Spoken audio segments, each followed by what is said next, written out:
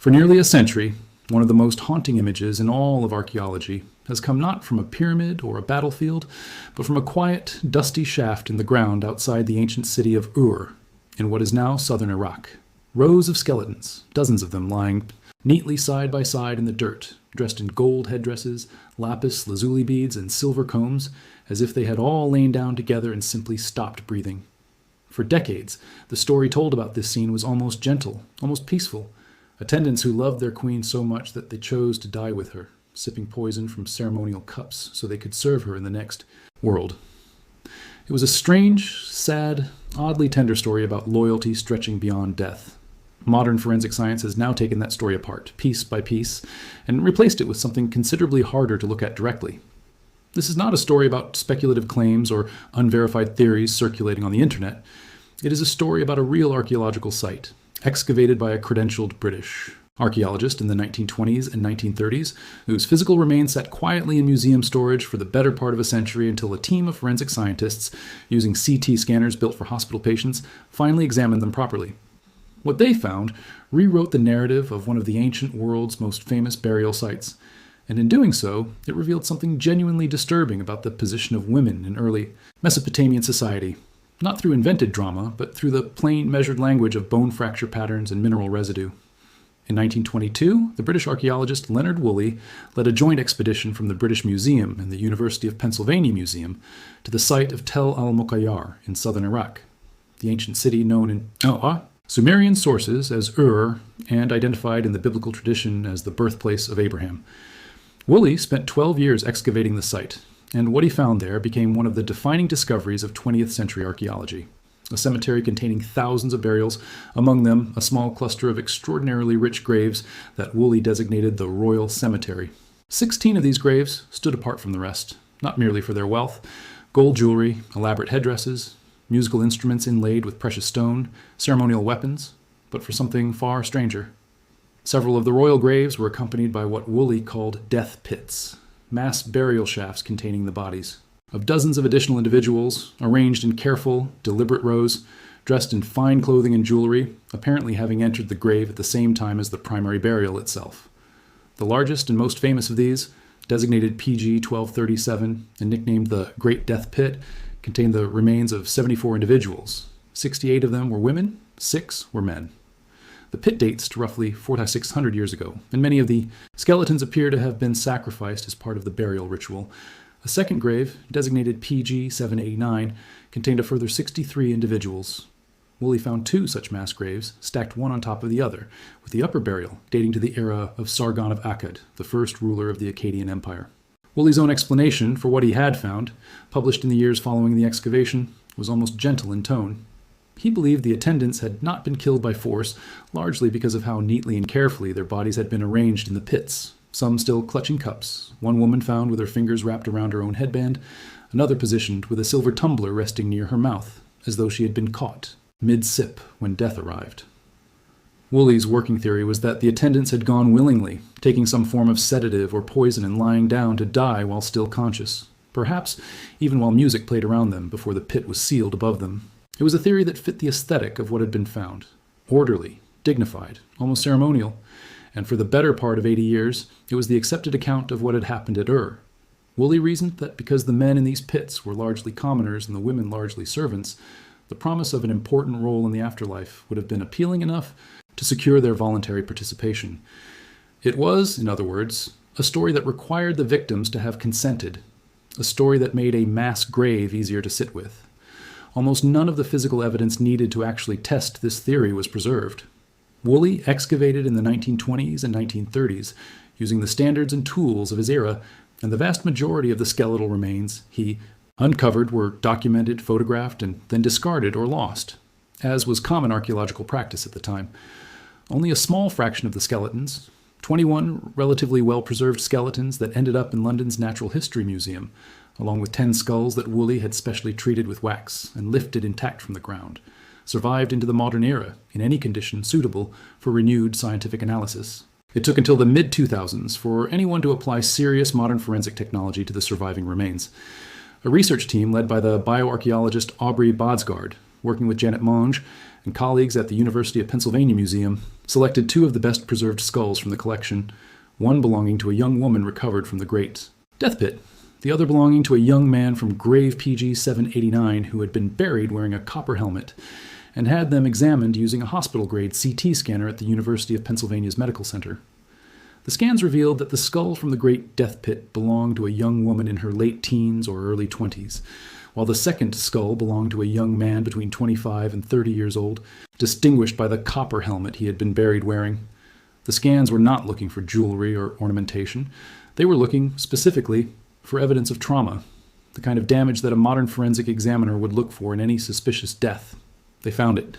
The CT scans indicated that these attendants had likely been killed by a sharp instrument delivering blunt force trauma, and that their bodies had subsequently been treated with heat and possibly embalmed using mercury before being dressed and laid ceremonially in rows for burial.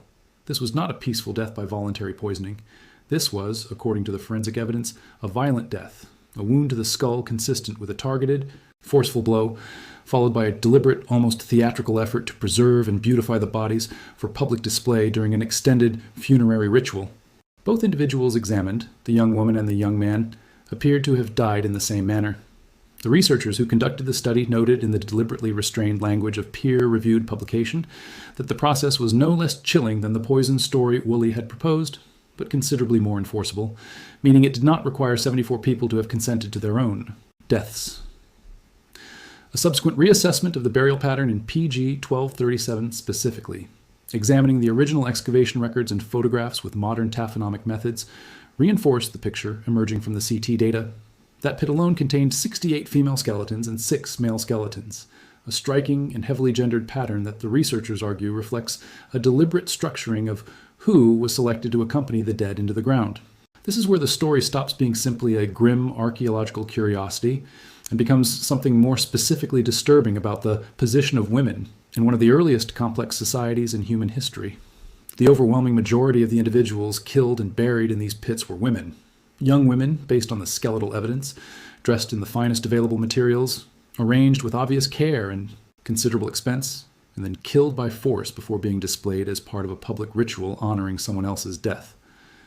The women in these pits were not the queens. They were attendants, court musicians, handmaidens, ladies of the royal household, individuals whose social value, in the eyes of whoever organized these funerals, was apparently understood to include the expectation that their lives could be ended to accompany a ruler into the afterlife.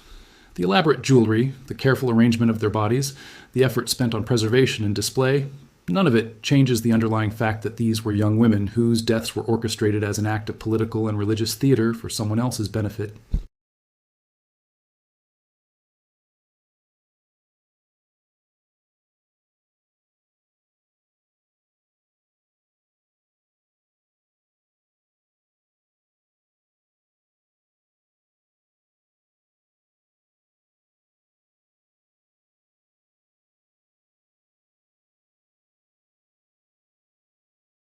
Broader mortuary evidence described the royal funerals at Ur as a form of social spectacle explicitly designed to reinforce elite power through extraordinarily costly ritual, one in which court attendance, music, and elaborate feasting were staged as part of a single, continuous performance culminating in mass killing.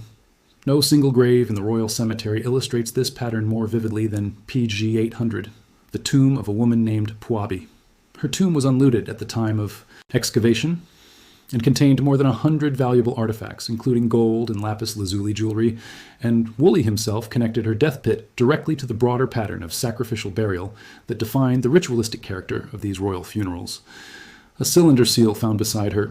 Remains identified her using the Sumerian title Nin, a word denoting a great lady or queen, and her name was initially misread by excavators as Shubad, before later scholarship corrected it to Puabi. Puabi's own status remains genuinely disputed among scholars. Her seal makes no reference to a husband or king, which some researchers have taken as evidence that she may have ruled in her own right rather than simply as a royal consort, though others have proposed she was a wife of a known ruler of the period. Whatever her exact political standing, the physical evidence of what accompanied her into the ground was extraordinary, even by the standards of the royal cemetery. She was buried together with more than 50 attendants, servants, guards, and animals including lions, a horse, and a chariot. retainers whom Woolley suspected had either poisoned themselves or been poisoned in order to serve their mistress in the world beyond death. Within her own burial chamber, the remains of 3 additional women were found, each wearing more modest versions of the same style of adornment as Puabi herself, while a separate pit positioned above her. The chamber held the remains of 21 further attendants. That upper pit also contained an elaborate lyre or harp, a cart drawn by oxen, and the remnants of a large wooden chest packed with personal grooming tools, objects suggesting the attendants buried there were meant to continue serving.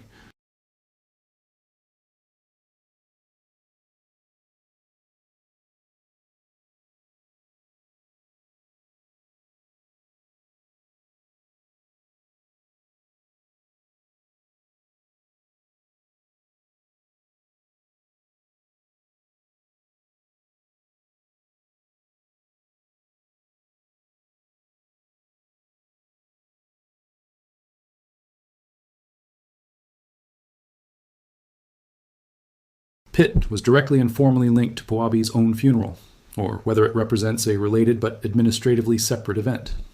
That uncertainty is a useful reminder of just how much of what is known about the royal cemetery still rests on inference rather than unambiguous documentation, even for its single most famous burial.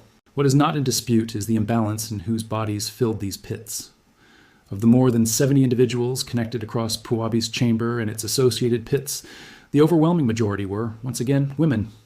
Women whose names were never recorded, whose individual identities were reduced by the excavators to numbered positions in a burial diagram, and whose function, by design, was to continue performing service in death exactly as they had in life.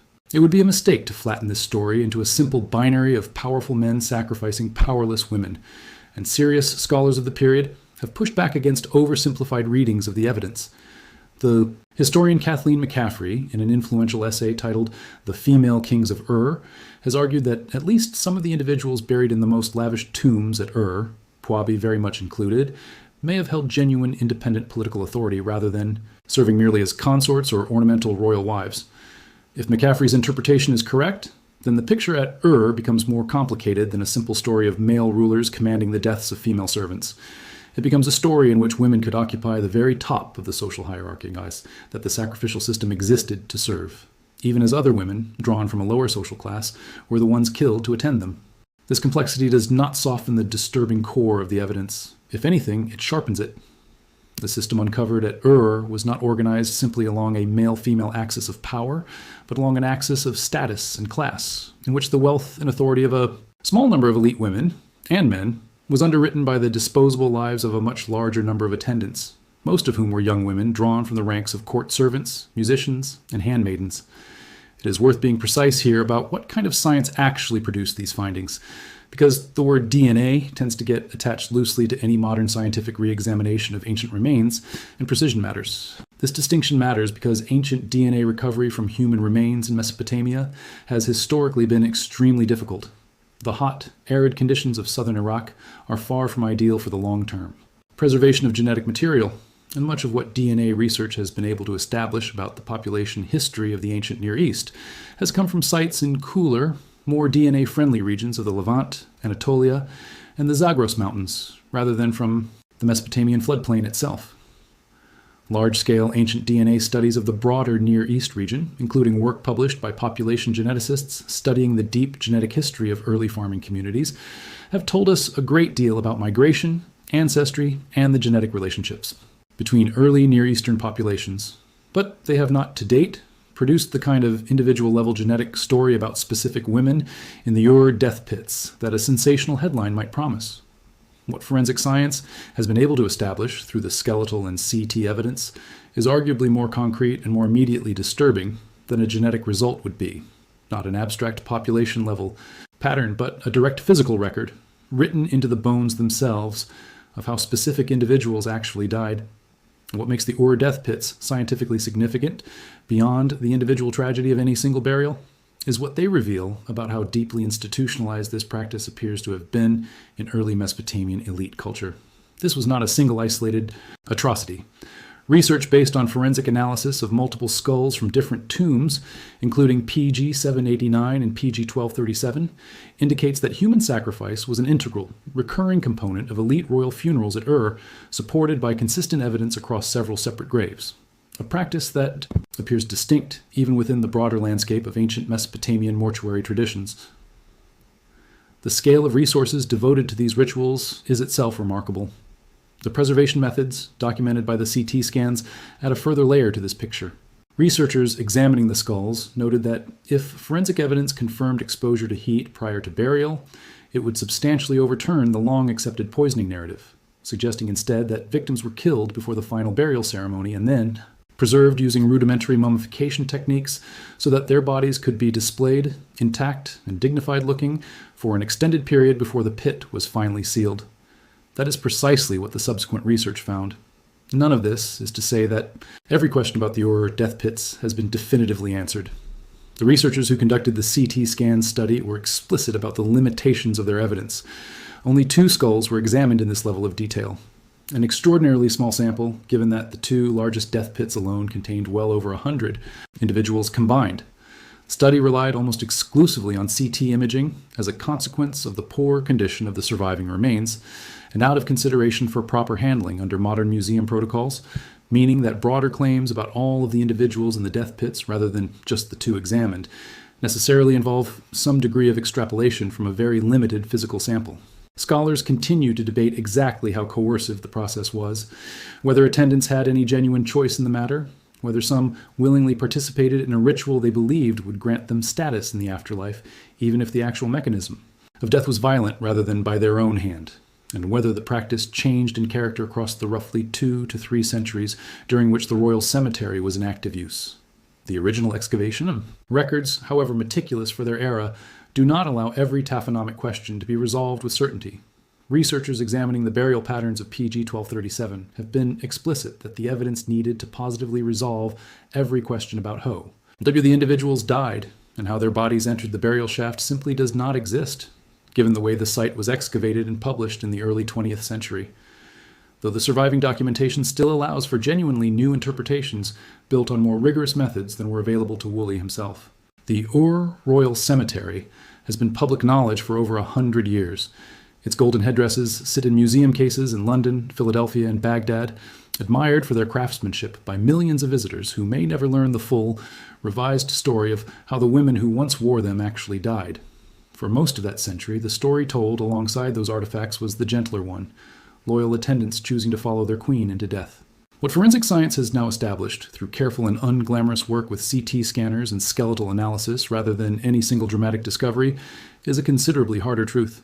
That dozens of young women, drawn overwhelmingly from the ranks of court servants and attendants, were killed by force, their bodies deliberately preserved and displayed as part of a funerary system designed to project the power of a ruling elite into the afterlife.